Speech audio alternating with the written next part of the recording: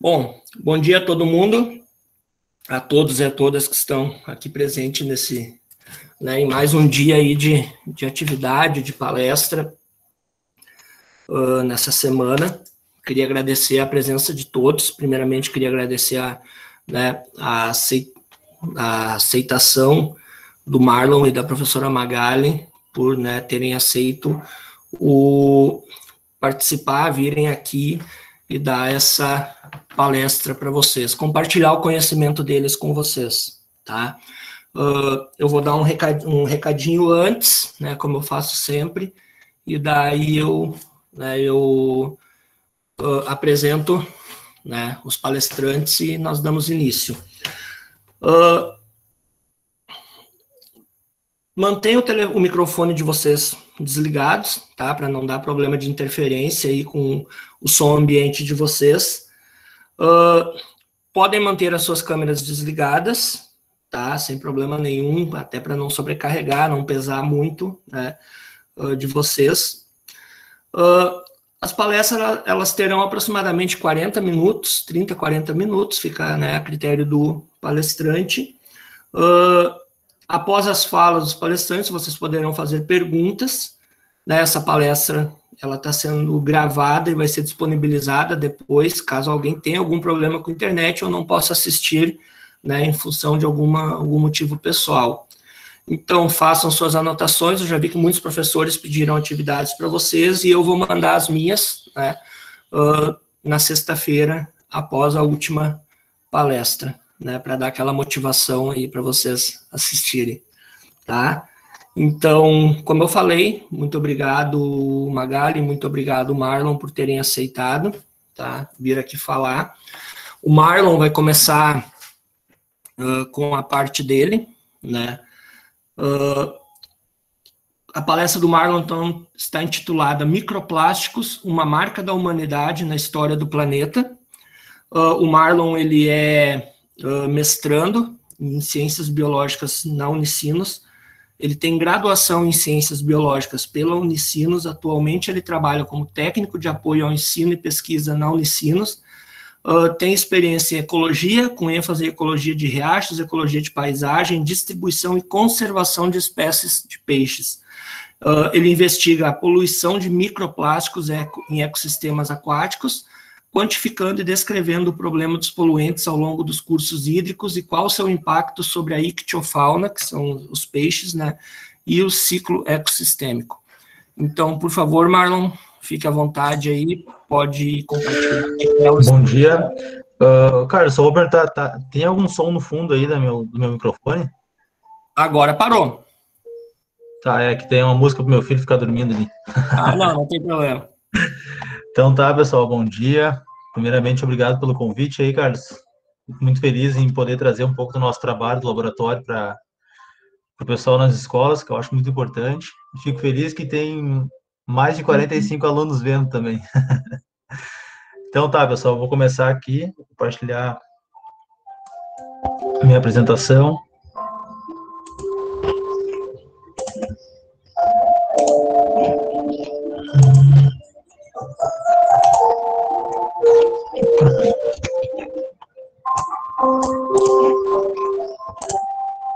Tá aparecendo aí, Carlos? Deixa eu só carregar o notebook.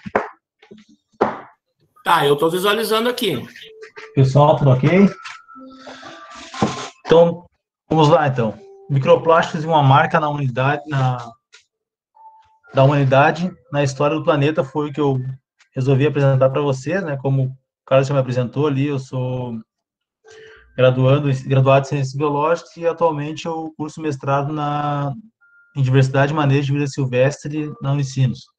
E meu projeto agora é tentar identificar se as partículas de plástico podem passar do estômago para outros órgãos em peixes, na bacia hidrográfica do Rio dos Sinos.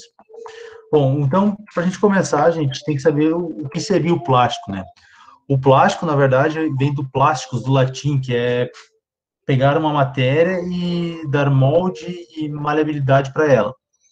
O primeiro plástico produzido, na verdade, gente, foi em 1870, por isso, meados de 1870, que era um material feito de vegetal, tá? Que na época o pessoal utilizava em mercados para ensacar pães, salames, entre outros produtos alimentícios. No entanto, só em 1909 que surgiu o plástico, o polímero artificial, né? Quem conseguiu inventar essa partícula foi Leo Baekeland, que era um belga que trabalhava nos Estados Unidos. Então, o que era utilizado o polímero artificial que ele criou? Bom, o nome desse polímero era o baquelite.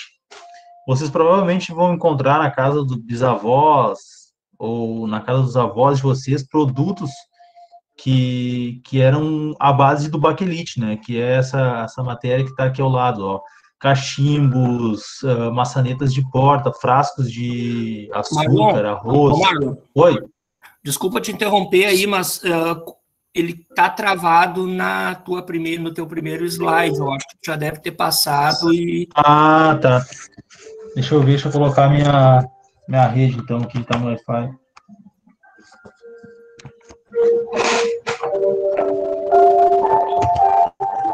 Pronto, agora deu. Deu?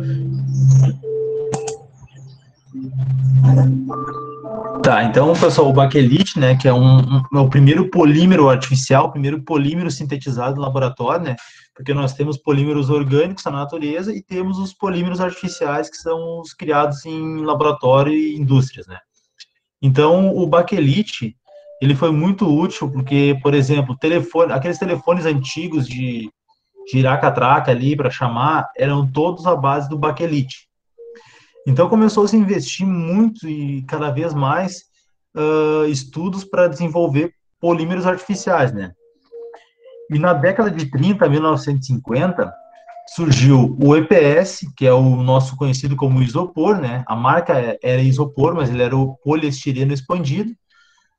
O PVC, né, que é o polivinil, que é um material mais seco, assim, mais rígido e mais quebradiço. O PET também surgiu na década nesse período, que é o polietileno teraftalato, que é hoje até hoje são utilizados em garrafas e roupas, tem roupas à base de PET. O polipropileno, tá, que a gente vai encontrar nas cadeiras de praia, tampinhas de garrafa e diversos materiais, ele é um dos mais utilizados. O polietileno também é bem utilizado em potes de colocar comida ou outros produtos. E também o poliestireno, que é a nossa sacola plástica comum, né? No entanto, a produção Marlon, aumenta desculpa no te período... interromper de novo, cara, mas ele continua travado no baquelite ali. Bah, cara. Posso dar uma sugestão? Pode. Coloca no modo apresentação, Marlon. Tudo bem, Marlon? É a Magali. Tudo bem. Coloca no modo apresentação. Tu tem? Mas para mim, ele tá no modo apresentação. Ah, então tu sai, né? Para de compartilhar a tela, coloca no modo apresentação e compartilha de novo conosco. Eu vou compartilhar a tela inteira, não só uma tela agora. Isso, porque daí ele consegue acompanhar a passada. Pode ter sido isso. Tá com o Hitler agora aí? Isso. Tá, então eu vou voltar aqui para mostrar para vocês aqui o EPS, tá, gente? Perfeito. Era a imagem. Tá aparecendo agora?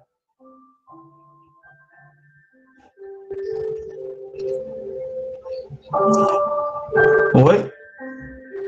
Sim, Marlon, tá aparecendo. Tá aparecendo o isopor aqui, né? Tá aparecendo, pode tocar tá, a bola aí. Então eu vou retomar aqui, tá, pessoal? O isopor, tá? Que surgiu, acho que em 1933, se eu não me engano. O polivinil também foi no mesmo ano, que é o PVC, né? O PET já mais para a década de 40, junto com o polipropileno e o polietileno. Então, o polipropileno é o mais diverso, como eu falei anteriormente, né? Vai ter em tampas de garrafa e potes, entre outros. E o PS, que é o poliestireno, que é a sacola plástica. Então, a produção do plástico aumenta no período pós-guerra. Quando está ocorrendo a Guerra Fria, ali após 1945, começa a ser uma disputa muito grande na produção de plástico e realmente o plástico entra na nossa sociedade. Então, de 1950 a 2016, foram produzidas 275 milhões de toneladas de plástico. Só que, aonde vai todo esse plástico? Como a gente vai identificar? Como se produz tanto? Basta a gente ver o nosso dia a dia, gente. A gente acorda às 6 horas da manhã, o nosso despertador é feito de plástico, o celular é feito de plástico. Nós vamos escovar os dentes, a nossa escova é de plástico, a nossa embalagem de creme dental é de plástico, o nosso creme dental dentro possui partículas de plástico, então tu já higienizou o shampoo, que você tomou um banho de manhã, talvez, também é na embalagem plástica, então você vai tomar um café. Para tomar um café, a gente vai no mercado, compra pães, pão, compra margarina, que estão dentro de embalagens plásticas, as compras vão vir dentro de uma sacola plástica e a gente vai levar para casa. Então a gente vai lá e coloca uma roupa, né, após tomar um café para ir para o trabalho ou para a escola, e a nossa roupa é feita de poliéster, que é um tipo de polímero também considerado plástico. E o nosso tênis tem uma borracha que é a base de plástico também, base de petróleo, e assim por diante. O óculos ou o relógio, tudo tem plástico. Então, no meio da manhã, a gente resolve comer um sanduíche que compra no mercado, que também vem embalado em plástico, que vai vir numa sacola plástica que o pessoal do caixa vai colocar, que vai também gerar outro resíduo. E junto com isso, a gente resolve tomar um cafezinho, que vem num copo feito de poliestireno expandido, né, que é o isopor, que vai ser outro resíduo. E após meia hora, a gente vai tomar um copo de água em algum lugar. Se a gente não tem a caneca, pega o copo descartável, que também é feito de PS. Então, das 6h30 da manhã até as 10h30 são, até perdi as contas da hora aqui, 3 horas e meia. Olha quanto resíduo a gente pode ter gerado em menos de uma manhã. Só que todo esse resíduo, que está aqui em vermelho, apenas 9% até hoje foi reciclado. Então, aqui nós temos uma baleia plástica que o pessoal criou, né? Com uma forma de mostrar. Eu calculei esses dias para saber quanto equivale os 93% de plástico que tem no meio ambiente, e equivale a quase metade da população do mundo, gente. É muitas pessoas, porque o peso médio de uma pessoa é 70 quilos. E calculando, dá 3,48 bilhões de pessoas. Então, nós temos quase metade do mundo em plástico solto no ambiente. Então, quem é que produz tanto esse resíduo? De onde vem? Então, o primeiro lugar é os Estados Unidos, que é o país que tem são os maiores consumistas do mundo, né? Em segundo lugar, vem a China, que é onde se produz muita coisa, a população também tem uma alta densidade. Em terceiro, a Índia. E em quarto lugar está o Brasil. Então, o Brasil é o quarto maior gerador de resíduos plásticos do mundo. Isso em 2016, né? Então, geralmente esses resíduos são gerados, vou continuar aqui, né? Na rua, na frente das nossas casas, a chuva leva para os ecossistemas aquáticos, geralmente, sistema de esgoto, vai no rio, e assim chega até o oceano, né? Então, mas o que são os microplásticos que eu falei anteriormente? Microplásticos, gente, são partículas de plástico menores que 5 milímetros. Aqui tem uma régua de exemplo, tá? Então, tudo que tiver dentro dessa escala amarela aqui, tá? São microplásticos, tá? E tem os nanoplásticos, que é menor que isso ainda. Então, os nanoplásticos são classificados em duas categorias, os primários e os secundários. Os primários são as partículas que estão em produto de higiene facial, creme dental, shampoos, o sabão em pó também possui partícula de microplástico, e os secundários vão ser aqueles, tá? Esses são os primários, e como exemplo, partículas que já são deste tamanho.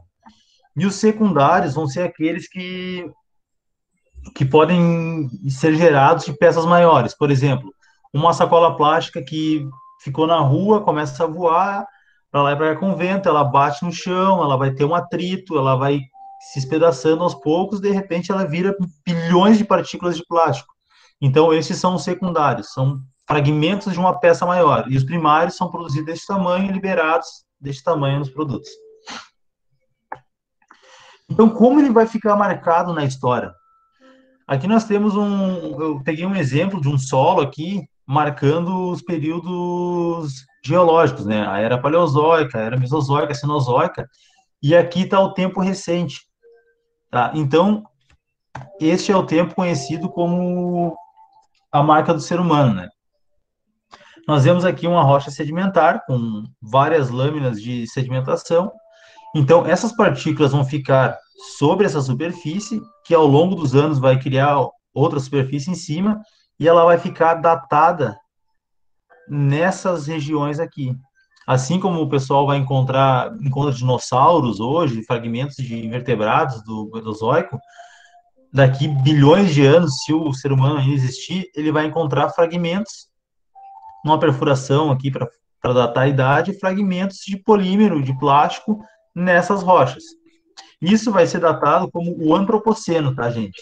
O Antropoceno é o período do homem, tá?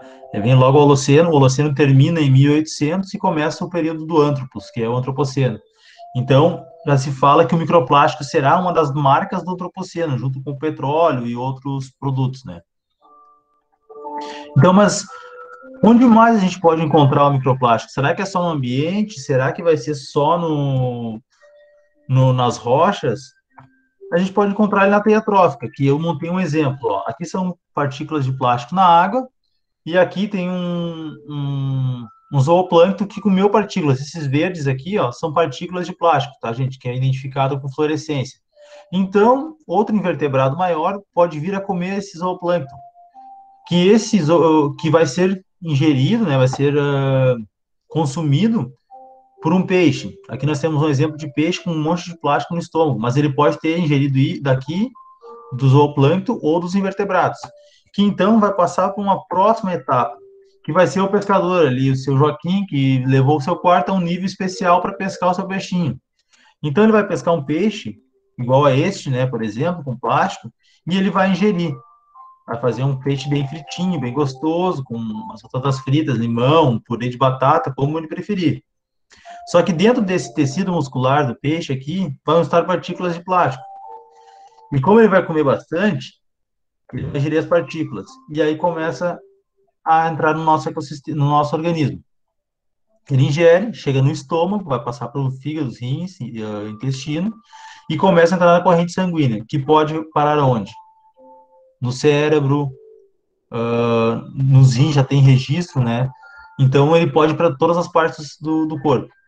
Uma partícula de plástico, um estudo saiu ano passado, após entrar na corrente sanguínea, demora 5 minutos para chegar ao cérebro. Então é um processo muito rápido, se a gente for pensar, em relação ao tempo de vida que a gente tem. Ainda não se sabe quais são as lesões que podem causar no organismo humano, mas sabe-se que o organismo pode absorver essa partícula, mas também como pode liberar no ecossistema, pelas fezes, no caso. Mas um outro fator muito legal, um estudo que saiu, foi que encontraram micropartículas de plástico dentro da placenta de mulheres grávidas. Então, quer dizer que, pelo cordão umbilical, uma criança que nem nasceu ainda já pode estar ingerindo microplástico. Então, o microplástico está em tudo. Essa inserção do microplástico na cadeia trófica, gente, pode vir a trazer sérias consequências ambientais, né? Tanto para o ser humano e principalmente para o meio ambiente. Porque na transferência de energia aqui, por exemplo, nós temos aqui os peixes, outros peixes, até chegar no topo da cadeia alimentar, nós perdemos 90% de energia adquirida a cada nível. E se a cada nível começar a ser ingerido mais partículas de plástico, isso vai dar uma queda de energia maior ainda. Então, em vez de 10%, a gente pode começar a ter só 8% de energia do alimento que a gente ingeriu. Ou 5%, eu não sei, isso não se sabe ainda. Essa é uma das maiores perguntas. Qual é o desequilíbrio nas pirâmides tróficas que o microplástico pode causar? Então, aqui, como é a situação do Rio dos Sinos? Bom, o Rio dos Sinos, ele é uma bacia que ele atende a 32 municípios, inclusive o município de Portão, Novo Hamburgo, Acaraá, Gramado, São Francisco de Paula, mas somente alguns municípios são abastecidos com água potável com água do Rio dos Sinos. Então, esse estudo foi realizado no nosso laboratório, tá, gente? Eu trouxe aqui para vocês entenderem como está a nossa situação aqui, que é os dados que nós temos. Os pontos em azuis são os pontos que a água foi coletada no próprio rio. E os pontos em vermelhos aqui são casas que foram coletadas são amostras de água nas torneiras das residências. Então, no Rio dos Sinos, foram encontradas uma média de 330 partículas de microplástico por litro. Mas será que essas partículas chegam até a água potável? Sim, nós encontramos cerca de 105 partículas por litro no litro de água que a gente bebe todo dia. Então, se a gente calcula agora rapidamente 105 partículas por litro, nós temos que beber em média 2,5 litros de água. Então, são 210 mais, vamos botar 50 partículas, 260 partículas por dia. Vezes 10 dias, 2.600 partículas. Vezes 3, 720 partículas. Não, me perdi na conta agora. Mas eu sei que no final, gente, eu calculei o comprimento médio da partícula ser menos que 1 milímetro. A gente pode ingerir em um ano pela água potável cerca de uma camiseta e meia tamanho G que um adulto utiliza. Então é muita partícula que está no ecossistema e também vai chegar até nós. Então o plástico está em tudo, gente, em tudo mesmo, desde grandes peças a microplásticos. E como a gente vai resolver isso, né? É algo que a gente tem que se preocupar logo. Então o Léo Becklin deve pensar, o que foi que eu fiz? Eu acabei com o ecossistema, com um produto que eu inventei e achei que iria ajudar muitas pessoas. Mas ele não é o culpado disso. O culpado a culpa não é de Léo, mas sim da população que não recebe conhecimento e não tem respeito nem preocupação com o meio ambiente. Você compra um chiclete, você joga papel no chão, você começa a utilizar muitos produtos que são de uso único, não são reutilizáveis. Essa é a mudança que nós temos que ter agora. Então, o caso agora, no momento, é a gente refletir, tá, sobre como a gente utiliza o plástico e como a gente descarta. Eu vejo muitos movimentos falando sobre o não uso do plástico, etc. Eu acho que não é bem por aí o caminho, tá? Acho que nós temos que aproveitar essa invenção que realmente ela é muito útil para nós, tá? E começar a refletir o nosso uso. Eu comprei um bebedouro de água. Eu utilizei o galão dele por quanto tempo? Eu utilizei o galão dele por 2 anos. Qual é a validade dele? A validade dele é 2 anos e meio. Meio ano antes do vencimento dele, eu vou a um ponto de descarte, descarto ele corretamente e vai ser destinado a reciclagem correta. Não pegar o galão apenas e atirar na frente da casa para o lixeiro recolher. Então, são essas pequenas coisas no dia a dia que vai ajudar a reduzir o plástico descartado de forma legal e que vai afetar o meio ambiente. Então, gente, fiz uma palestra rápida para a gente conversar um pouco sobre isso, se vocês quiserem. E obrigado pela atenção também. Fico muito feliz em compartilhar um pouco com vocês. E obrigado. Beleza. Obrigado, Marlon. Obrigado pela tua contribuição. Temos tempo ainda. Acho que nós vamos conseguir tranquilamente discutir depois esse assunto. A Carol está gritando lá da rua. Vamos conseguir discutir tranquilamente, né?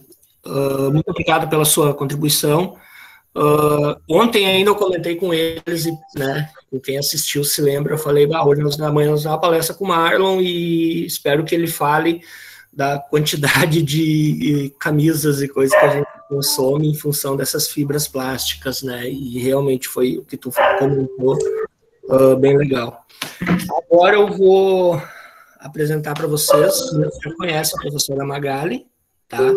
A professora Magali, ela é professora da nossa escola, não para todas as turmas, para turmas do ensino fundamental e algumas, eu acho que se eu não me engano, do normal. Ela vai poder falar melhor. Então, a professora Magali, ela é doutoranda no Programa de Ensino, né, e Ciência em Matemática pela UBRA. Ela é mestre, né, em Ensino de Ciência e Matemática pela UBRA também. Ela tem especialização em Mídia na Educação pela UFPEL, Universidade Federal de Pelotas. Tem graduação em Ciências Biológicas pela Unicinos. E atualmente é docente em Escola Pública do Ensino Fundamental Médio e na área de Ciências da Natureza e o novo Ensino Médio, e atua na formação de professores também. Então, Magali, muito obrigado pelo ter aceito o convite, né, de vir falar aqui com nós, e a palestra dela vai ser qual a relação da sociedade com a água. A palavra é toda tua. Então, bom dia novamente, pessoal. Vocês me escutam bem? Tá bem clara a minha fala? Sim, eu tô, pelo menos. Tá bom. Então, como o professor Carlos disse, eu trabalho no Instituto Paulo Freire, né? Atuo na formação de professores. Também estou trabalhando agora na Escola Capital do Saber da Feliz, né? E me permito vim fazer essa fala com vocês sobre a água, porque na minha formação em ciências biológicas, né, eu trabalho muito a questão dos recursos naturais no ensino de ciências. Então, a minha caminhada na educação se deu por meio do ensino de ciências, e hoje eu atuo bastante na formação de professores, mas não deixo essa pegada lá da minha caminhada das ciências biológicas. Obrigado ao colega, né, por compartilhar conosco a pesquisa dele. Eu achei muito interessante, eu acho sempre muito interessante a gente poder ver o que acontece dentro dos laboratórios, né? É uma forma de trazer para a sociedade e reforçar a importância da pesquisa aliada à educação. Educação e pesquisa não são coisas distintas, são ferramentas que devem ser aliadas, né? E vocês devem ter visto que a minha formação acadêmica de mestrado e doutorado é na área de ensino de ciências e matemática, voltado para a formação de professores, e eu acredito que a gente precisa valorizar muito essa questão da pesquisa e de trazer a pesquisa para a educação, para que a gente consiga, então, alavancar a educação no nosso país, tá? Então, eu vou compartilhar com vocês a minha tela, que eu preparei. E como o professor Carlos como a gente havia combinado, né, é mais uma questão de uma fala, de uma conversa para trazer reflexões para vocês a respeito de questões relacionadas à água e à sociedade. Não compartilhou ainda, né, Carlos? Ainda não, Magali. Tá, ele está pensando. Deu que o Meet não está respondendo, vou tentar de novo. Imprevistos. Aproveitar, vou dar um recadinho aí, ó, gente. Assim, ó, deixa eu abrir minha... eu tô passando para vocês, tá, o link, né, como eu disse, eu tô gravando essa aula, e eu tô passando o link para vocês da gravação. Onde eu tô passando esse link? Na minha página do YouTube. Tá? Então, eu gostaria muito que vocês fossem lá, que vocês se inscrevessem, que vocês assistissem, tá? Porque as minhas aulas eu vou começar a postar também as gravações lá, tá? Então, acho que o YouTube é uma ferramenta muito boa, rápida, né? Vocês assistem vídeos por lá, então... alguns encontram problemas relacionados a conseguir entrar, tem que dar autorização, daí vem mensagem para o professor Carlos, né, para dar autorização para vocês, porque vocês não estão logados no Educar, é um caos. Então, eu vou mandar, né, eu compartilho lá, eu posto lá no meu, né, na minha página, e eu compartilho, inclusive as aulas das disciplinas de vocês, eu vou colocar lá em playlists, cada um para biologia primeiro ano, química primeiro ano, biodiversidade, tá? Vão estar todas lá. Tá? Então, vamos passar agora a palavra para a professora Magali. Ainda não, Magali.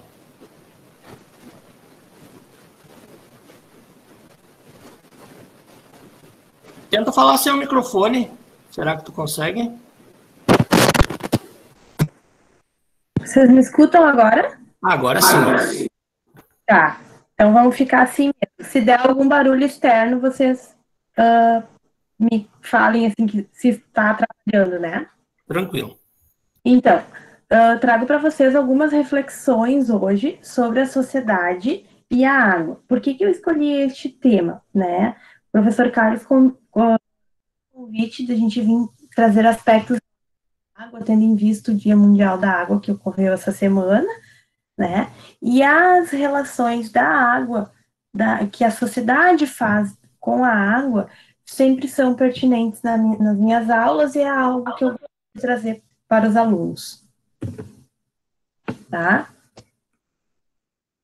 Então, há um tempo atrás, a gente vinha assim, vamos conscientizar as pessoas, né? Vamos conscientizar sobre o uso da água, devemos cuidar, né? Vamos conscientizar. Essa palavra era muito forte no nosso vocabulário. E nos últimos anos, com leituras e reflexões, eu venho sempre trazendo uma abordagem de vamos refletir.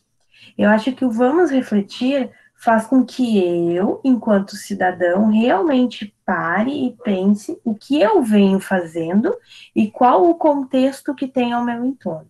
Então, é esse convite que eu faço hoje para vocês, nessa fala, que vai ficar disponível depois no canal do professor Carlos, que é a questão do vamos refletir sobre, tá? Então, essa semana, vocês sabem que no dia 22, né, tivemos muitos posts, muitas mensagens, várias publicações sobre o Dia Mundial da Água. Sim, um dia muito importante, um dia que deve ser lembrado, deve ser conversado, deve se trazer à tona questões relacionadas com a água. Mas não só neste dia, que essa discussão permaneça durante a nossa rotina, para que realmente a gente consiga dar valor a este recurso natural. Então, trazendo um pouquinho da história, né? Lá em 1992, a Organização das Nações Unidas, a ONU, né, estabeleceu, então, o dia 22 como um dia mundial da água, para que se fosse discutido, para que se fosse debatido e principalmente que a população refletisse sobre, né, sobre o uso deste recurso natural. Então, a primeira reflexão que eu proponho para vocês neste momento é que a gente reflita. A água é um ser vivo, mas quais os conceitos de ser vivo, né? A gente sabe que um ser vivo é aquele ser que nasce, cresce, evolui, se reproduz e morre. Tem processo metabólico, né? Tem reações químicas envolvidas nesse ser vivo. Mas quando eu falo da água como um ser vivo, eu quero dar um outro contexto para esse recurso natural. Por quê? Porque esse recurso natural, quando pensado enquanto ser vivo, a gente está fazendo uma reflexão de que ele permeia por todo o nosso planeta, né? Toda a água, todo o nosso recurso hídrico, ele não é único e somente nosso. Ele permeia por todo o planeta. Então, quando eu penso, sim, a água é um ser abiótico, não tem vida, mas ao mesmo tempo é um recurso natural que permeia por todo o meu planeta. Ele não é só meu, somente local. Então, quando eu estou poluindo a água, como o colega estava apresentando antes, falando das pequenas partículas de plástico, eu estou poluindo a água do planeta todo, né? E é essa ideia, essa reflexão grande, né, de que uma ação local, pontual, minha, em relação à água, ela pode se tornar, sim, uma reflexão, uma ação muito grandiosa, porque a água, ela vai percorrer diversos locais do planeta. Então, nessa imagem que eu trago para vocês, e que no final eu vou compartilhar a página com vocês também, é uma página do Instagram que se chama Árvore e Água, né? E faz várias reflexões sobre diversos aspectos do ambiente. E o mais legal ainda de seguir essa página é que eles sempre trazem novidades e informações atualizadas sobre os assuntos.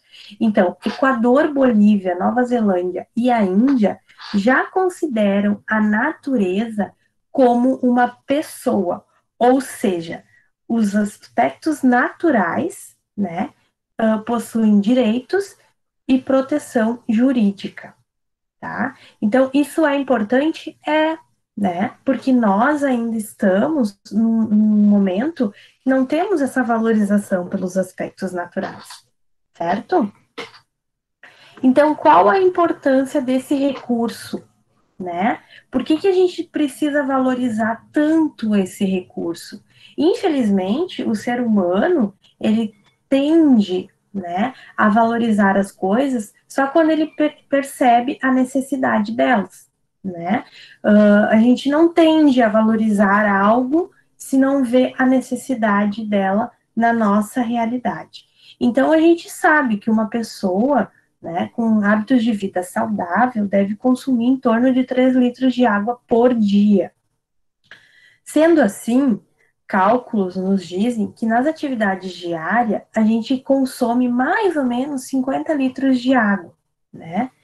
E 187 litros, então, é um resultado do que daria o nosso consumo, a nossa rotina diária e os nossos hábitos, as coisas que a gente consome que utilizam a água de forma indiretamente. Então, a gente somaria 187 litros de água por dia, um cidadão, tá? E aí, o que eu ressalto para vocês dentro desses cálculos? Que nós temos países como a África que já tem disponibilidade de 20 litros de água somente por dia, né? Então, imaginem vocês, num cálculo de 187 litros, já tem lugares que conseguem disponibilizar apenas 20 litros deste recurso natural. Então, são aspectos que eu trago para chamar a atenção de vocês e provocar essa reflexão.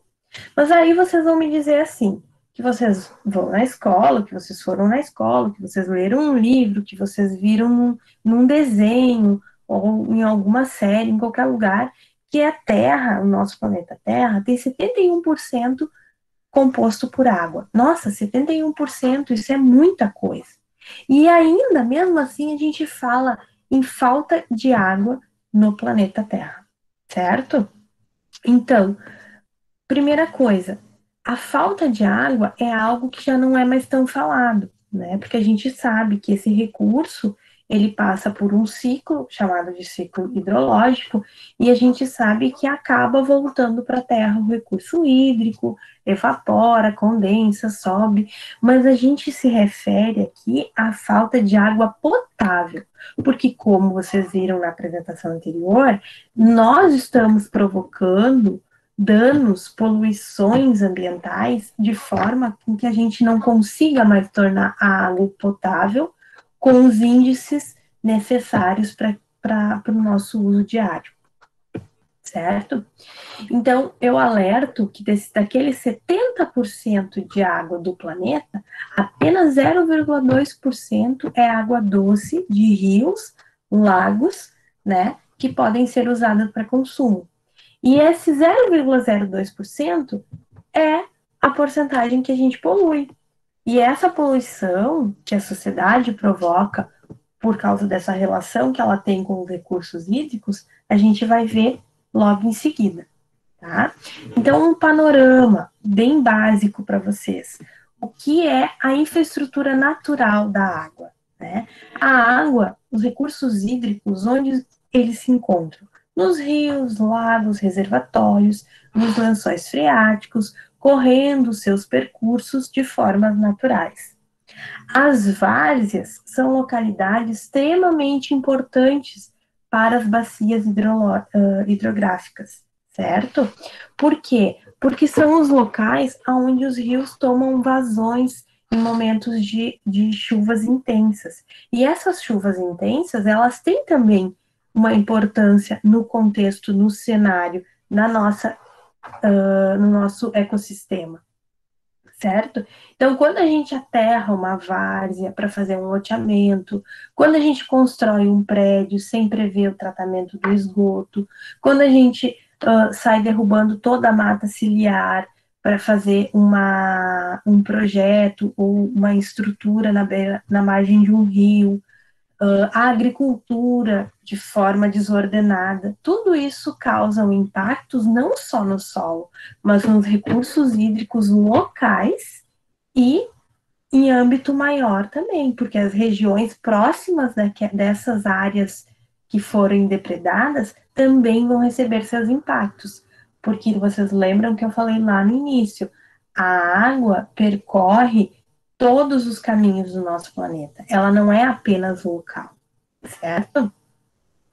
Então, 2014, né, a Árvore Água, essa página que eu trago para vocês, ela nos relembra que tivemos uma crise muito forte dos recursos hídricos, principalmente no estado de São Paulo. Mas, se vocês acompanham os noticiários nos últimos anos, vocês sabem que o Rio Grande do Sul também vem sofrendo muito com a falta de água, dos recursos hídricos, em alguns meses do ano. Nós chegamos a ter já 4 meses de estiagens intensa, né, que trouxe grandes problemas. De modo geral, no primeiro momento, a gente pensa, só agricultura, mas não é só agricultura, gente. Isso vai acumulando, vai refletindo e acaba chegando na realidade de todos, porque nós somos uma sociedade, então, ou seja, ninguém vive sozinho, né? Todos os aspectos, todos os problemas que nós provocamos nos recursos hídricos acaba chegando em algum momento na realidade de cada um, tá? Então, continuamos tendo muitos vazamentos, continuamos fazendo descartes de maneira errada, né? Continuamos com diversos problemas em relação aos recursos hídricos. Mas será que o nosso consumo diário, doméstico, que causa todos esses impactos nos recursos naturais, é outro ponto-chave da nossa conversa. Muito a gente percebe e ouve a fala de que diminuir o consumo de água quando lava o carro, quando escova o dente, juntar mais peças de roupa quando vai usar a máquina, né? Tudo isso são ações importantes e pontuais, mas não são as únicas ações que a sociedade deve se preocupar para pensar num cuidado com os recursos hídricos. E é essa questão que eu quero trazer para vocês, mostrar o quanto a sociedade usufrui desse recurso hídrico para nos servir, né, de materiais e produtos do nosso dia a dia que utilizam muitos litros de água e que a gente nem percebe e nem dá por conta. Então, essa imagem é uma imagem bem clara, né, de 4 setores, tá? 4 setores da rotina diária de um cidadão, né? Então, roupas, todo mundo precisa de roupa para sair na rua, né? E até mesmo em casa. Então, roupas são coisas fundamentais da nossa rotina, né?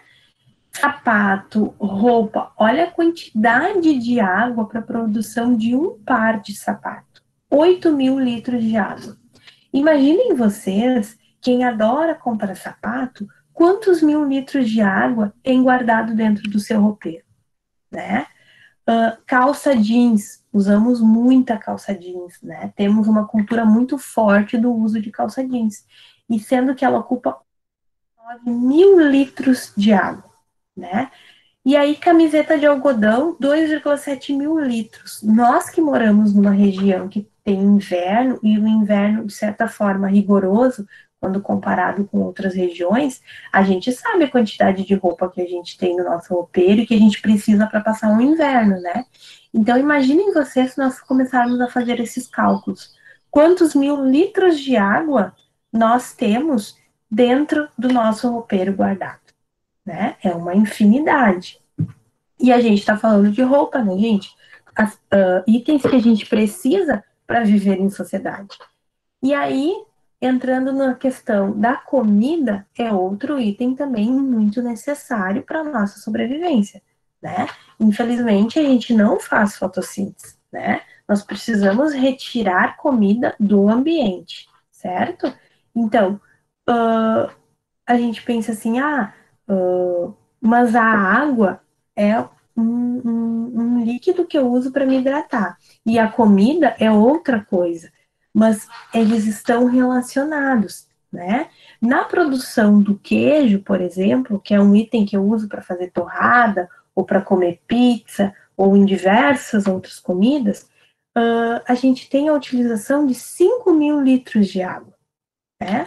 O pão de fatia, que é muito consumido também, utiliza 40.000 litros de água.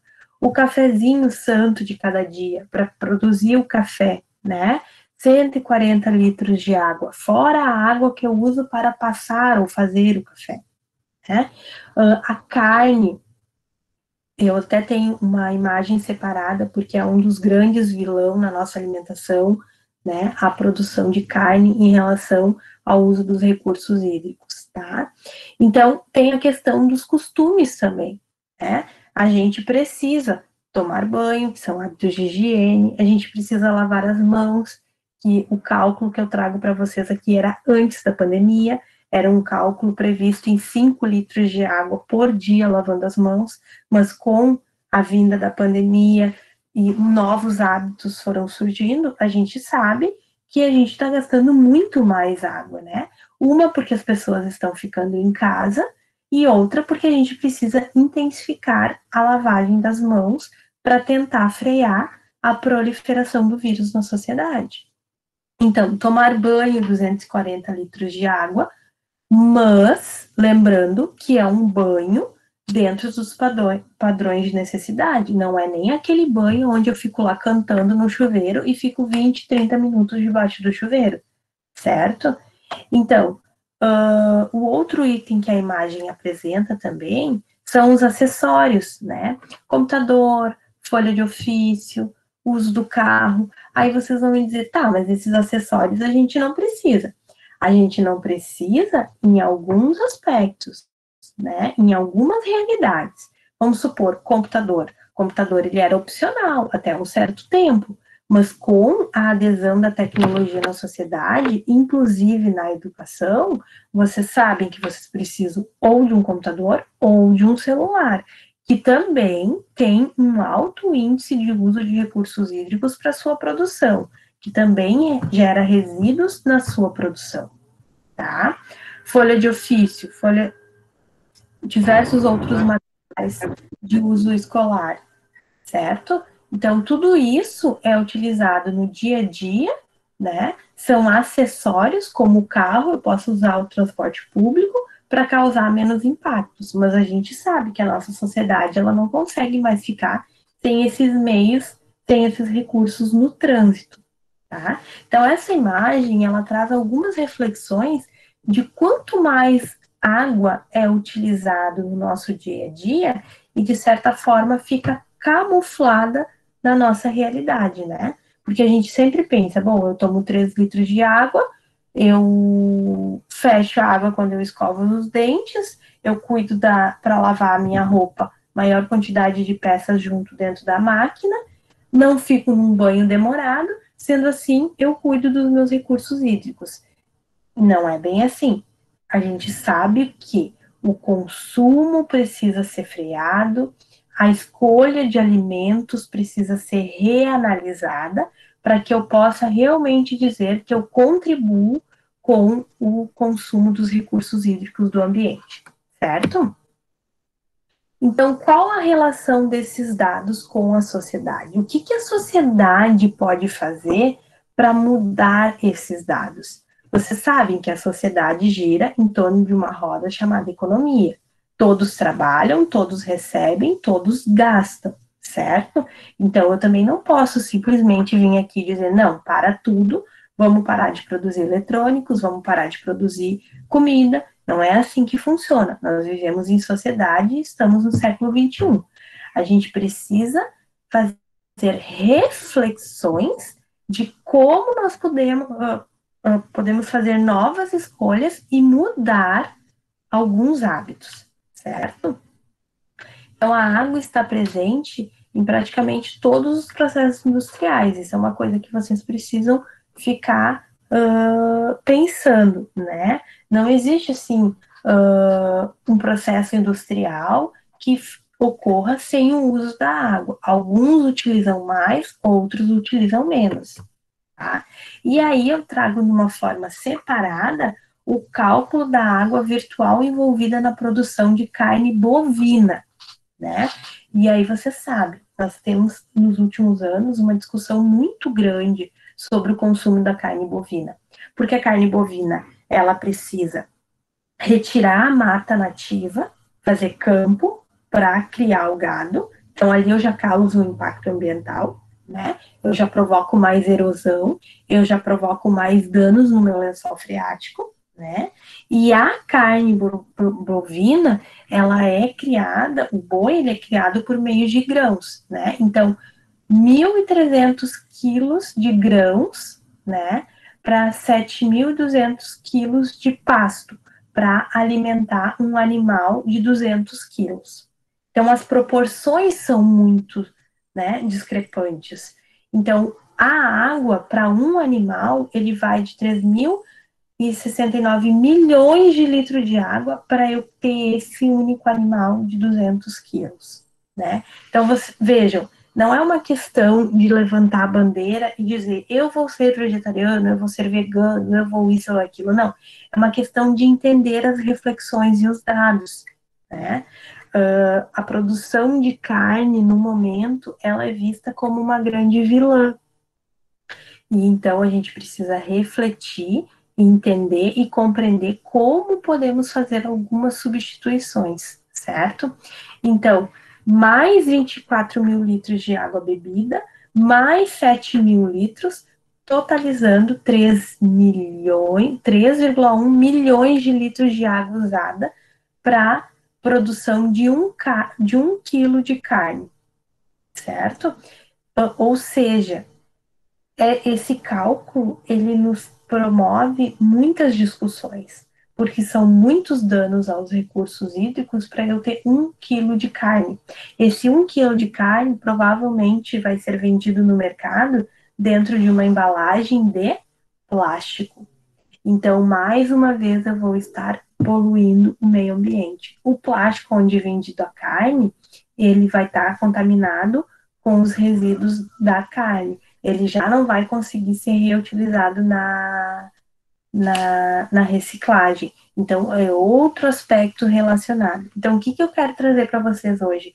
O quanto as nossas ações, as nossas práticas causam impactos nos recursos hídricos e nos todos os outros recursos naturais envolvendo o nosso ecossistema, tá?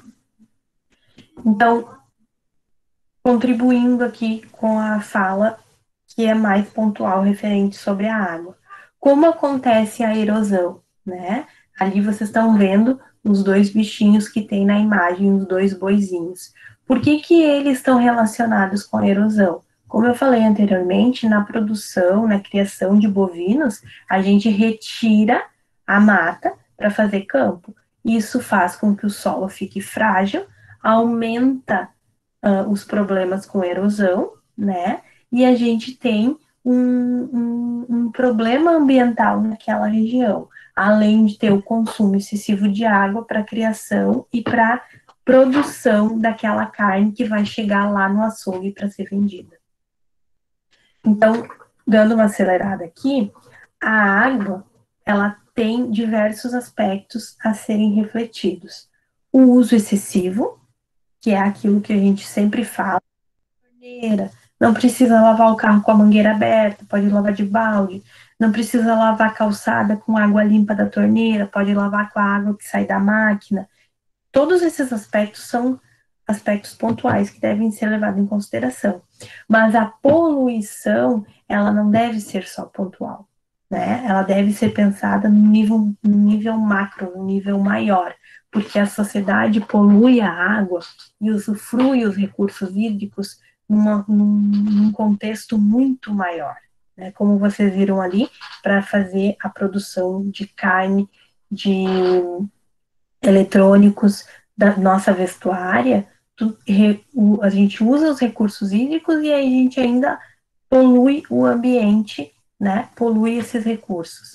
Então, a distribuição da água da natureza, como ela está ocorrendo? Só um momentinho, gente.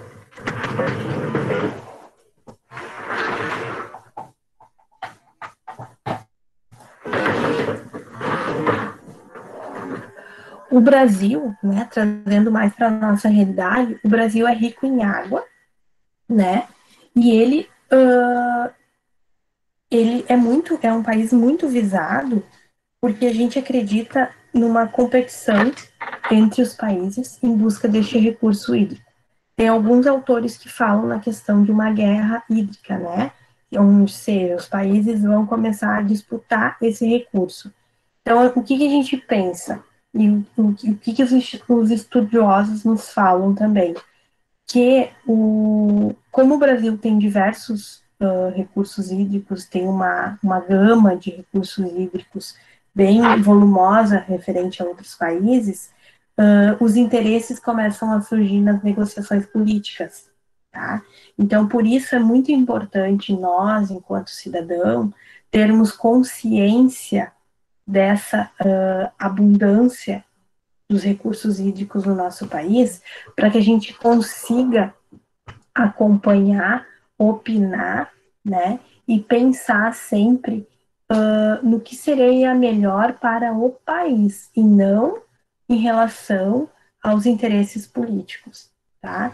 Então, quando a gente fala que os governantes devem se preocupar com o desmatamento da Amazônia, tá, mas a Amazônia está lá longe geograficamente do Rio Grande do Sul, mas é lá na Amazônia que se formam as chuvas, né? Então, os rios hídricos aéreos, os rios aéreos que a gente fala, desculpa, não são rios hídricos, os rios aéreos que a gente se refere, eles se formam lá na floresta da Amazônia, né? Então, quando a gente pensa que a gente precisa cuidar com o fogo, com o desmatamento da Amazônia, a gente está pensando nos recursos hídricos de todo o país, né? Saneamento básico também. Lembram que eu falei no início que a água percorre por todo o nosso planeta? Então, quando eu tenho cidades lá no meu Nordeste que não tem saneamento básico, que aqui no Rio Grande do Sul a gente também tem cidades que ainda não tem saneamento básico, a gente precisa pensar que nós estamos poluindo o todo, o recurso hídrico que é de todos, ok? Então, sem controle, o Brasil joga 325 mil toneladas de plástico no mar por ano, né? E como o colega explicou para nós anteriormente, esse plástico, ele causa diversos danos, né? Diversos danos no nosso ecossistema. São diversas espécies que acabam sendo prejudicadas em função do descarte irregular do plástico. E, consequentemente, fazendo uma reflexão, vocês viram que as indústrias utilizam água também para gerar os seus produtos. Então, se nós formos analisar, além de poluir os rios, os recursos hídricos, eles consomem desses recursos para produzir esses materiais.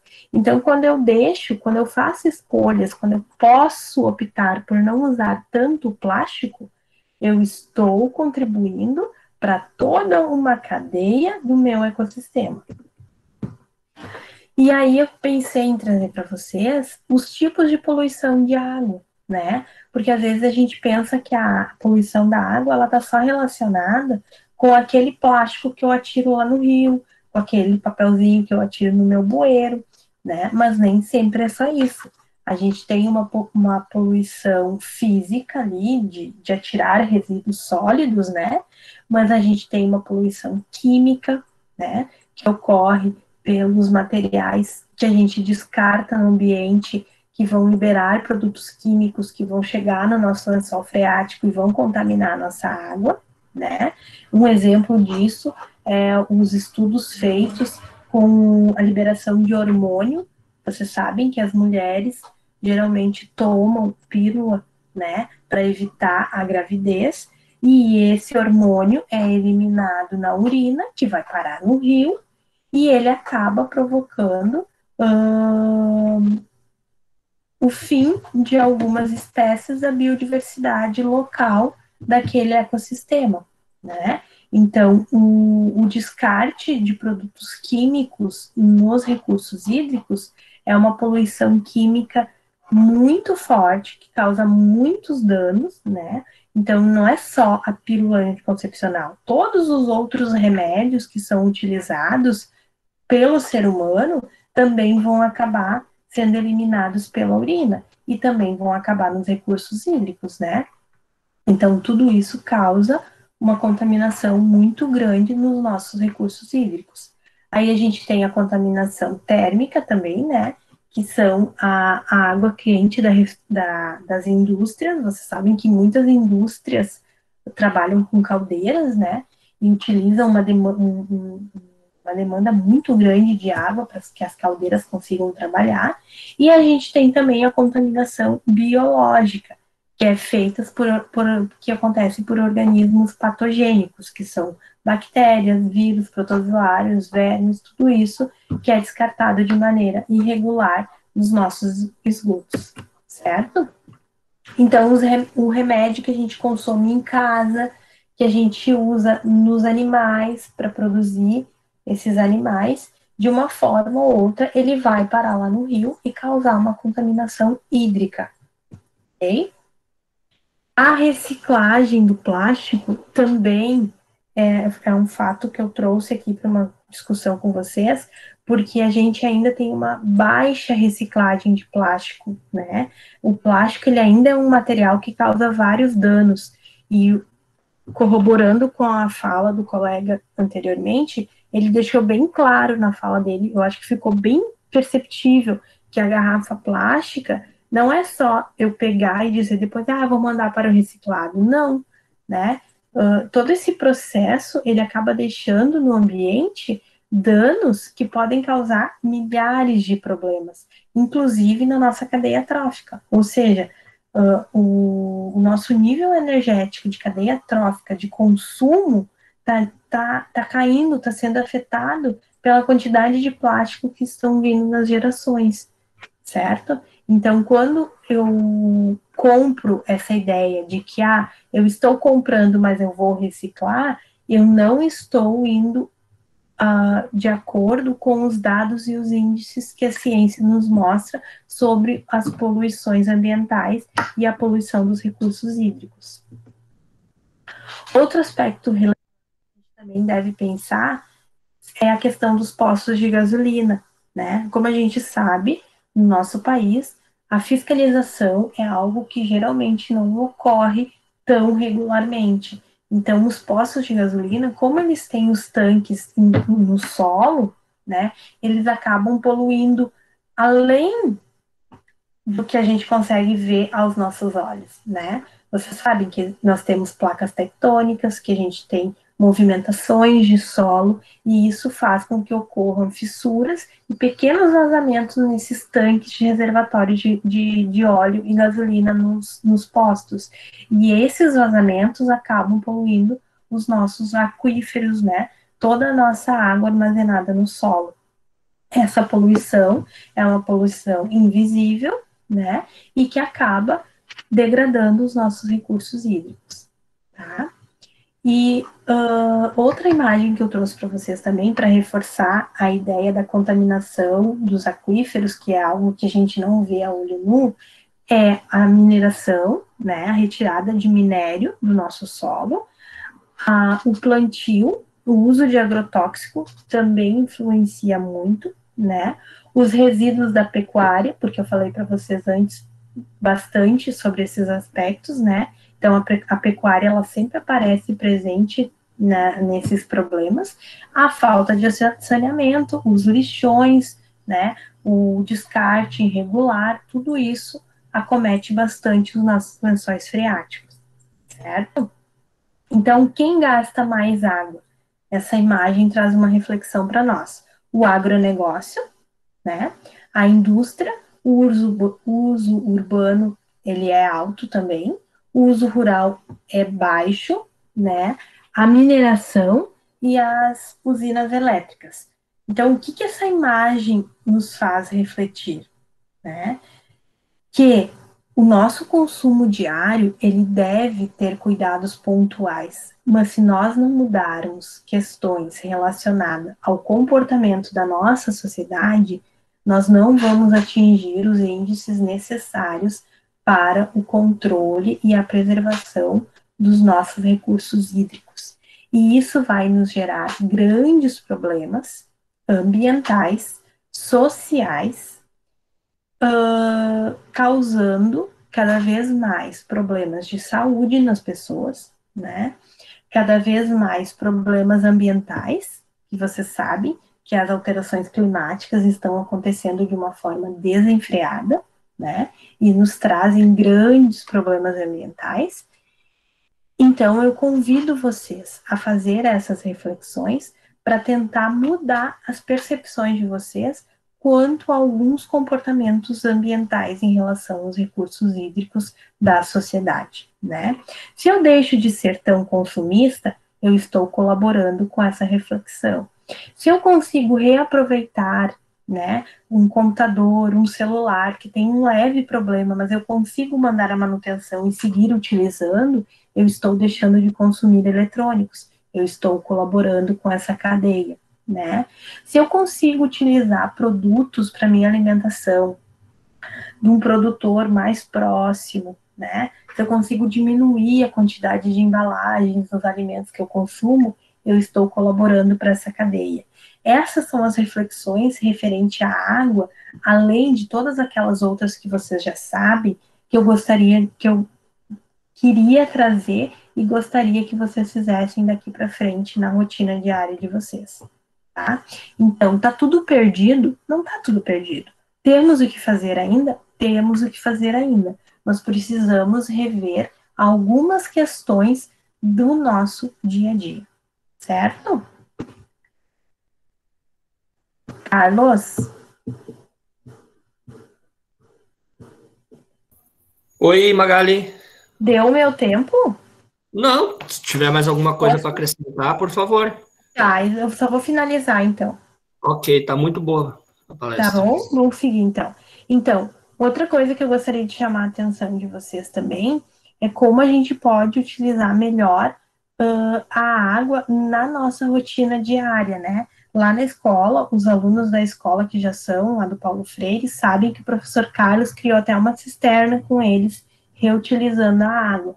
Então, essas ações pontuais, elas podem ocorrer no uso doméstico, no ambiente escolar, na comunidade, no bairro, né? São aspectos que a gente pode resgatar, que a gente não precisa ver só lá na matéria do jornal, mas que a gente pode aplicar na nossa realidade, tá? Dá para reverter a distribuição da água na natureza dentro de um cenário, pensando daqui a alguns anos, a gente acredita que sim, se tiver educação, né? Se tiver reflexão e tomada de decisões. E isso está na mão de quem? Nas nossas mãos, né? Nas mãos dos adultos, dos adolescentes, das crianças, dos idosos, ou seja, nós fizemos nossas escolhas e podemos ter escolhas que contribuem para essa retomada para uma sociedade que aprenda a usufruir os recursos hídricos sem explorar e causar danos, certo? Então, quando eu falo no plantio de árvores, né, além de pensar nos recursos hídricos, eu posso também trazer para o benefício próprio, né, para a nossa sociedade. A árvore, ela traz sombra, ela refresca o ambiente, ela auxilia a questão dos recursos hídricos, né, ela auxilia a qualidade do ar que eu respiro. Então, o plantio de árvores também está diretamente relacionado com os cuidados da água que a gente gostaria que a sociedade tivesse, né? Por quê? Porque, como eu falei para vocês, nós temos na Amazônia, né, a questão das formações das correntes de chuvas, dos rios aéreos, né? Então, não é só lá na Amazônia que eu vou conseguir plantar e reabilitar o espaço, mas em todo o nosso território. Então, quando eu faço o plantio de uma árvore, eu também estou contribuindo para o ecossistema, para os recursos hídricos como um todo, certo? A gente tem que começar a pensar nos recursos naturais como algo maior, não só pontual, né? Eu plantei uma árvore no pátio da minha casa, nossa, benefício para minha família, mas para minha comunidade, para minha região, para todo o meu contexto de sociedade, tá? Aqui essa imagem fala um pouquinho dos rios aéreos, né, e de como é preocupante, né, esses impactos das queimadas, da extração da floresta, né, de como isso que ocorre lá em cima na Amazônia reflete aqui embaixo para nós no Rio Grande do Sul e em todo o nosso planeta, certo? Então, nós desperdiçamos quase 4 de cada 10 litros de água tratada. Isso também é muito preocupante, o desperdício, né? Todo o tratamento que se faz com a água. Vocês devem ter visto já lá no 6º ano, devem ter ido visitar a Corsã, viram algum videozinho, participaram de algum projeto. Vocês sabem que a nossa água potável que sai na torneira, ela passa por uma estação de tratamento com diversas etapas, e também gera resíduos, né? E que também tem custo, né? E ainda, de cada 10 litros, 4 a gente consegue desperdiçar. Isso é um índice muito alto, gente, tá? E o grande problema, daí muito me perguntam nas aulas, né? Tá, mas e se terminar a água potável? A gente tira o sal da água do mar e usa a água do mar. Ok, mas o processo de dessalinização é um processo caro e que também gera resíduos. Então, a gente vai começar a ter um outro problema ambiental. São aspectos que eu trago para a reflexão de vocês e que eu gostaria que ficasse, né, presente, assim, na mente de vocês, e que vocês, sempre que fossem pensar e trabalhar a água, fizessem essas reflexões, porque elas nos tornam um cidadão mais consciente quando a gente consegue refletir sobre.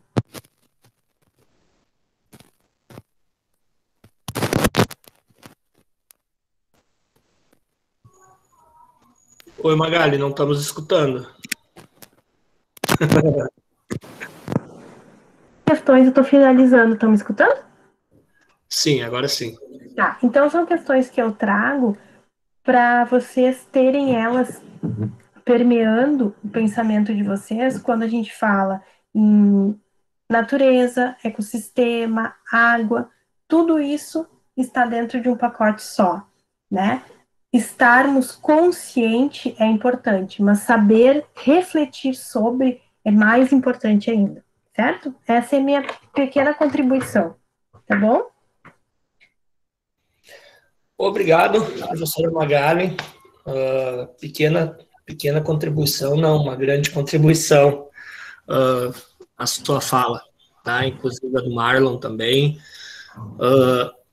Mais uma vez agradecendo, então, né, a participação do Marlon e da professora Magali.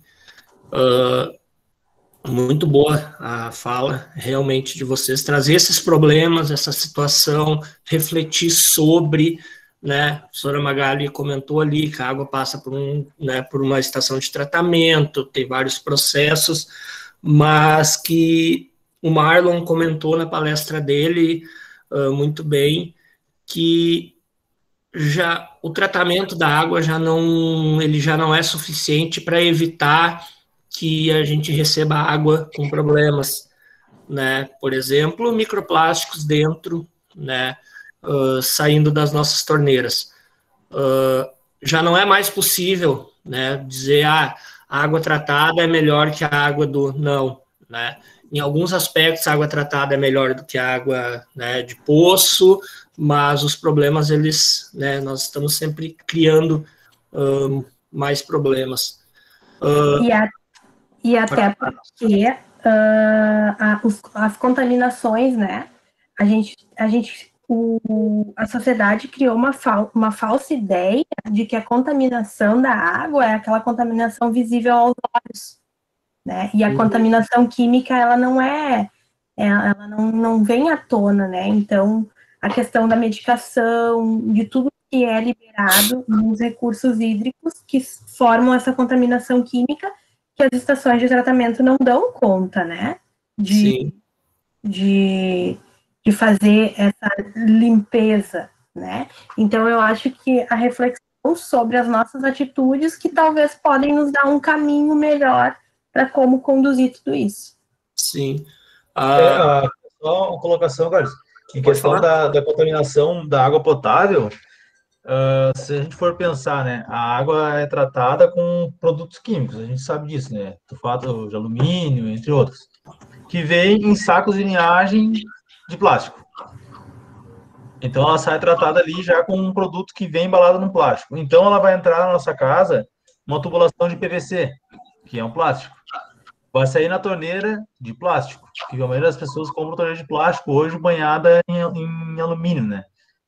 Então, o tempo útil de uma tubulação numa residência é 14 anos.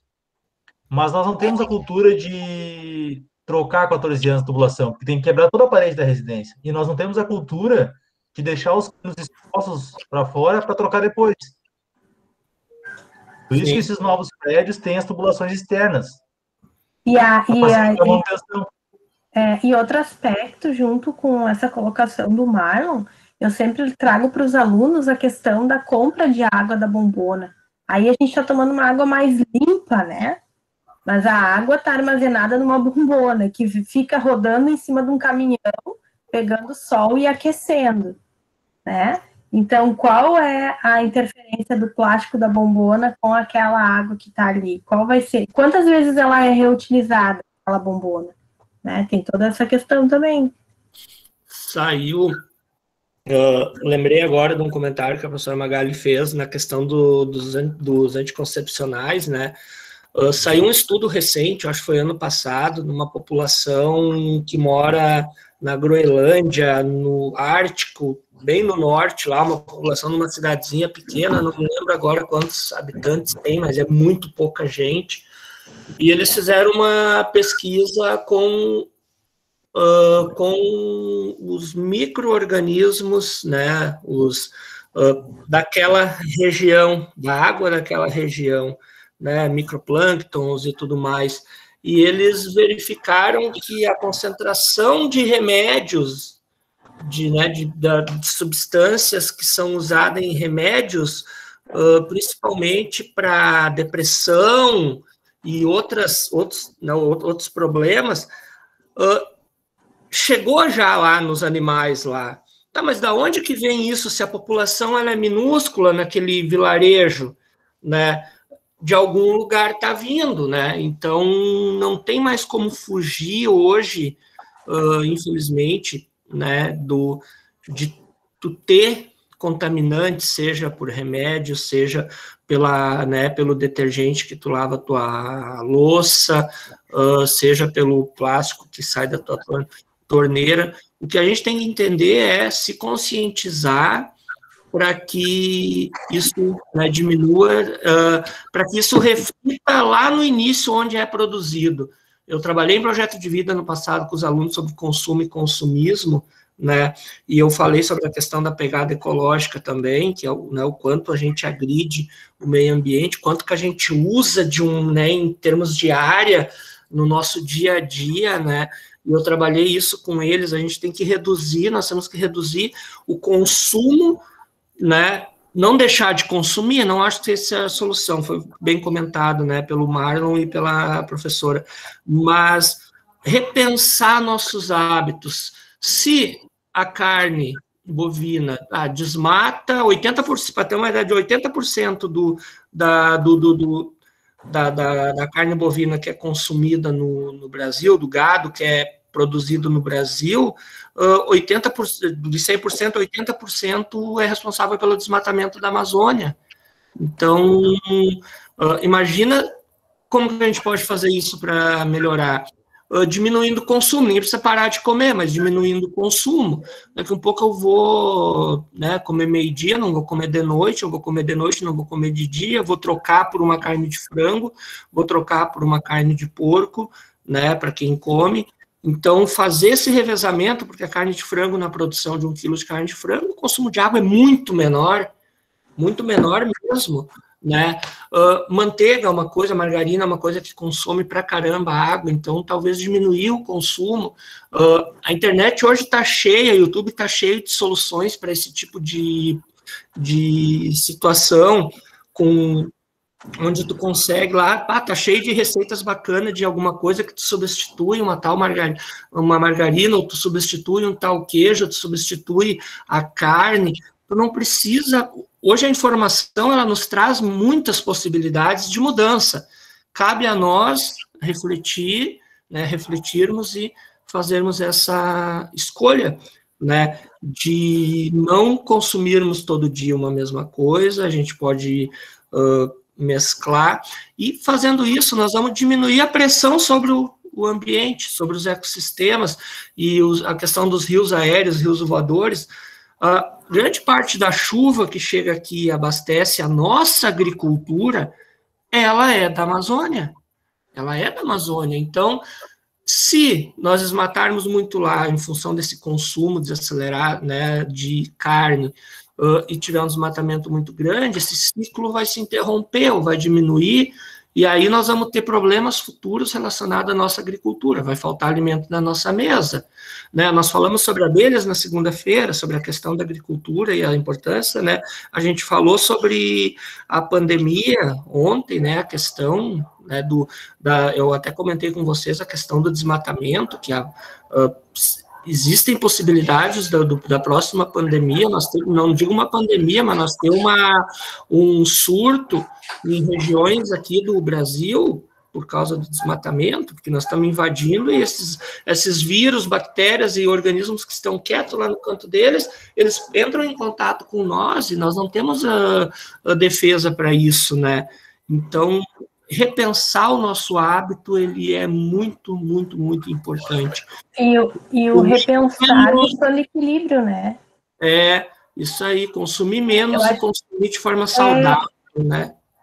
Eu sempre falo assim, é impossível não ter impactos, mas buscar o equilíbrio, e eu vejo uma das possíveis escolhas é sempre o mais próximo da gente, né? O que é produzido, talvez o meu vizinho planta alface, e eu tenho couve, e aspectos assim que a gente trocas, né? Nós, tecnologicamente, nós já vivemos a sociedade do compartilhamento. Eu acho que a gente precisa se apropriar deste conceito para nossa rotina diária, né? Existem compartilhamentos que eu posso fazer, que eu vou estar deixando de colocar tanto plástico em circulação, né? Que eu vou estar deixando de consumir tanta carne vermelha, porque, como o professor Carlos falou, eu vou consumir peixe, ou vou consumir frango, ou eu vou comer ovo, ou eu vou, né? São trocas, são compartilhamentos e reflexões em busca de um equilíbrio. Né? Legal essa tua ideia, o comentário do compartilhamento que tu falou também. Na questão das roupas, né? Hoje a gente tem projetos bacanas aí de pessoas que, principalmente a mulherada, né? Que gosta de roupa, não que o homem não goste, mas a mulher se importa mais com essa questão da moda. E a questão a moda é um segmento da sociedade. Então, quando a gente pensa em consumismo, a gente também precisa se preocupar com esse segmento, né? Eles também precisam ter a vez deles, né?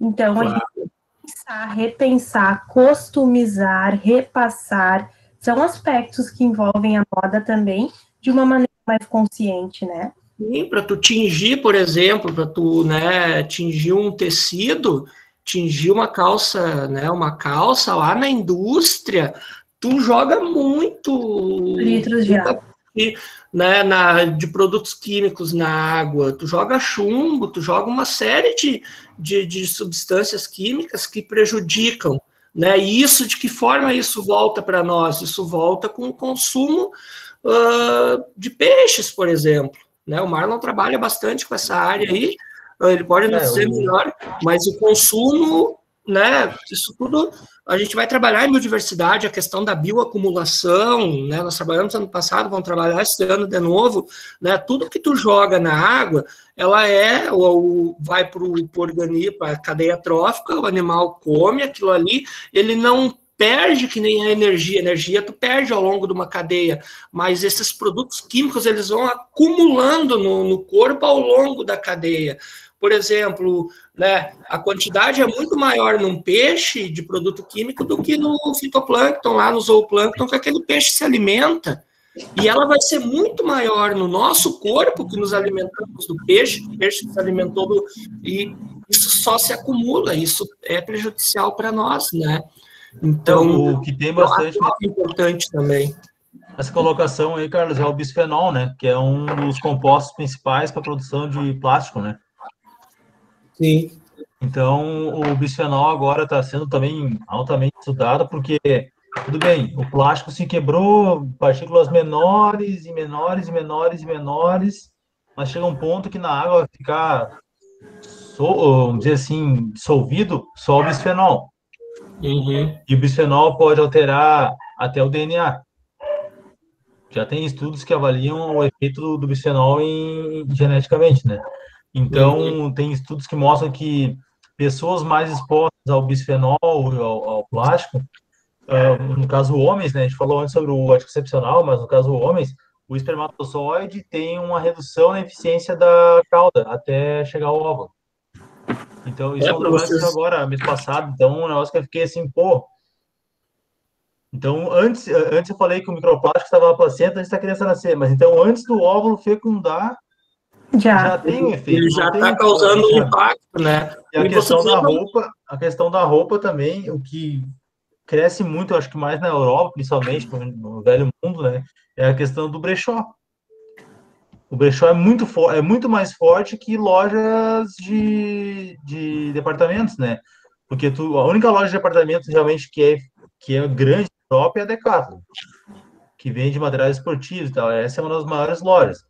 Mas a sociedade lá realmente vai em brechó. Os brechós são lotados de pessoas. Assim, eu acho impressionante isso. Porque o que acontece? Eles já passaram por muita coisa que nós vamos passar ainda. Uhum.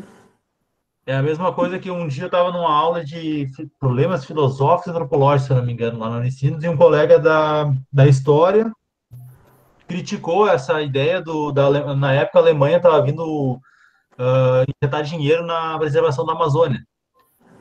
E ele falou assim, tá, mas espera aí, eles se desenvolveram, destruíram o país deles, agora eles não querem que nós nos desenvolvemos porque não querem que nós destruímos a nossa natureza.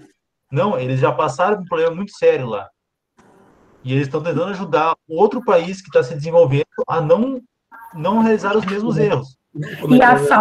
E a falta de consciência de mundo do colega da história, que é aquela primeira imagem, né? Que esses recursos que a gente tanto preza por eles são do planeta Terra, né? Então, quando vem alguém de fora injetar dinheiro no Brasil, em termos de floresta, nesses aspectos, esse pessoal, eles já têm esse conhecimento de mundo, né? Nós aqui ainda estamos muito fragmentados. É nosso, não é nosso. A água é minha, não é minha. Ela é um recurso que faz parte de um ecossistema do planeta. Né? Inclusive, a água agora parece que, para ser extraída, no caso, para captar água no rio, trazer até a estação de tratamento, as empresas que fazem esse processo, sendo público ou não, vão ter que pagar taxas para a União. Porque pode extrair minério e ter que pagar taxa, mas a água tu não paga taxa, que é um bem da natureza. Sim. Deixa eu só ver meu filho ali, que ele acordou de novo. Gente, alguém tem alguma pergunta, alguma coisa para fazer? Por favor, senão fica só nós aqui falando. Até porque daqui um pouco encerra nosso tempo, né? E tanto a Magali quanto o Marlon, eles têm um compromisso aí. Se alguém tiver alguma pergunta, por favor.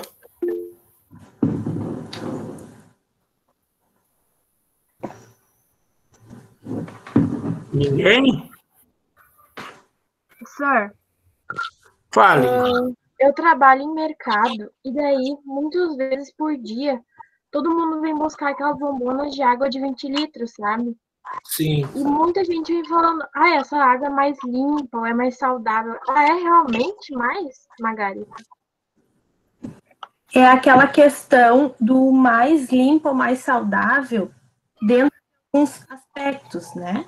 Oh, e olha lá, temos um participante, um novo integrante na discussão. Voltando à pergunta, se tu for olhar aspectos de qualidade de água que se considera dentro dos padrões de água potável, né? Essa água vendida em bombona, que é retirada também de fontes de recursos naturais, né? Alguns até dizem que não passa por processos de tratamento, que é água 100% limpa, né? Que sai direto da fonte. Ela teria padrões que a gente considera mais limpo, né?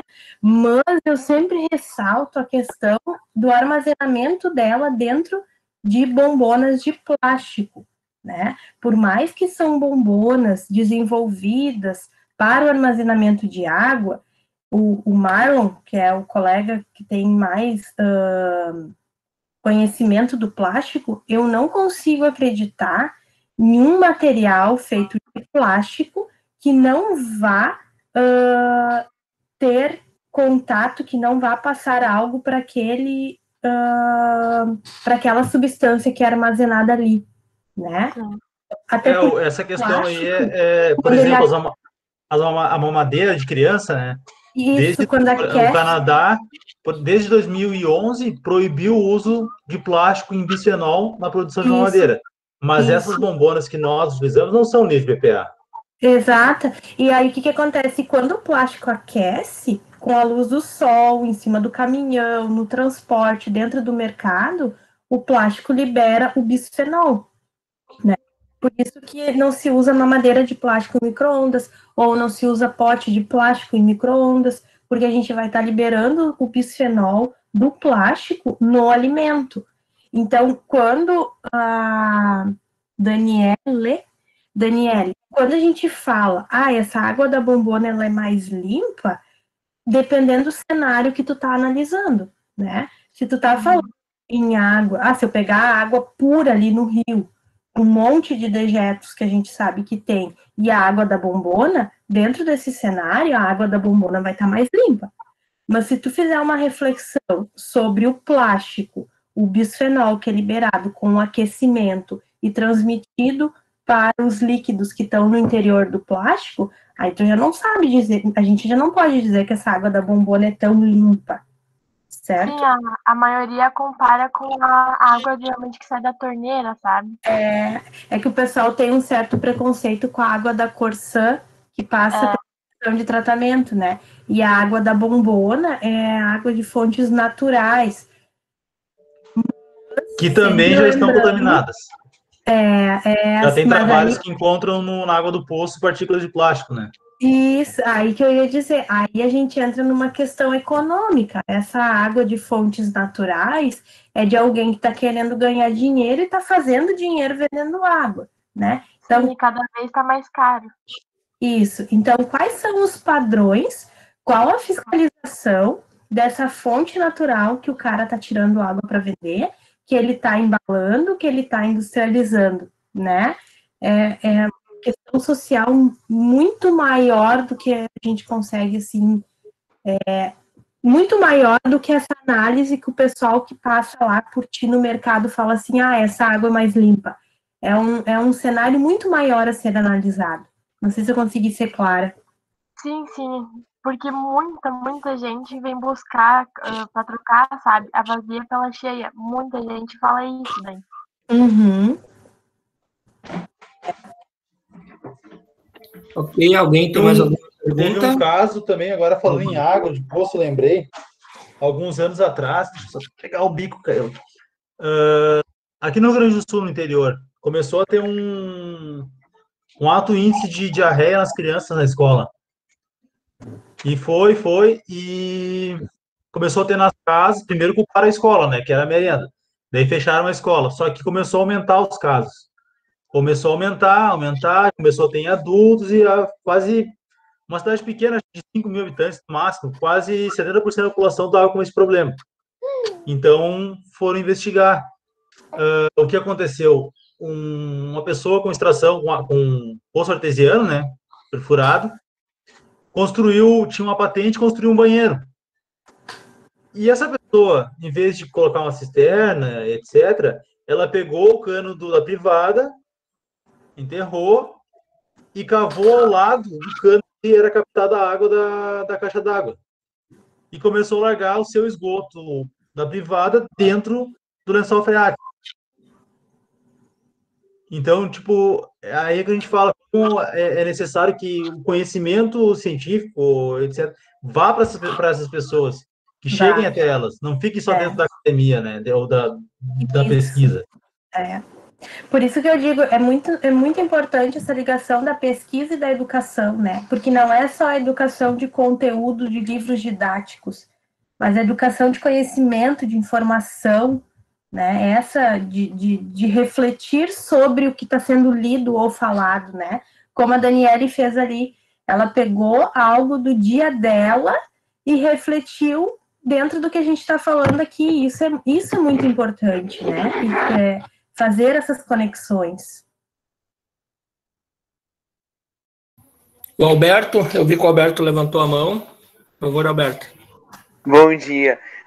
Uma pergunta para os dois professores. É que eu quero saber uma opinião como profissional e como pai e mãe. Se vocês fossem optar para seus filhos, como professores, perguntando primeiramente, vocês optariam pela água da Corsã ou por uma água de poço? Eu utilizo água de poço aqui em casa. Na verdade, eu tenho uma fonte de água perto da minha casa, que a prefeitura aqui faz análise da água, porque muita gente... Ele gosta da água, acordou, viu? Eu pego água da fonte de água, tá? Porque acontece, ela é em frente a uma escola aqui no bairro próximo, e a prefeitura faz com frequência análise da água e tá tudo ok. Por que eu prefiro pegar essa água?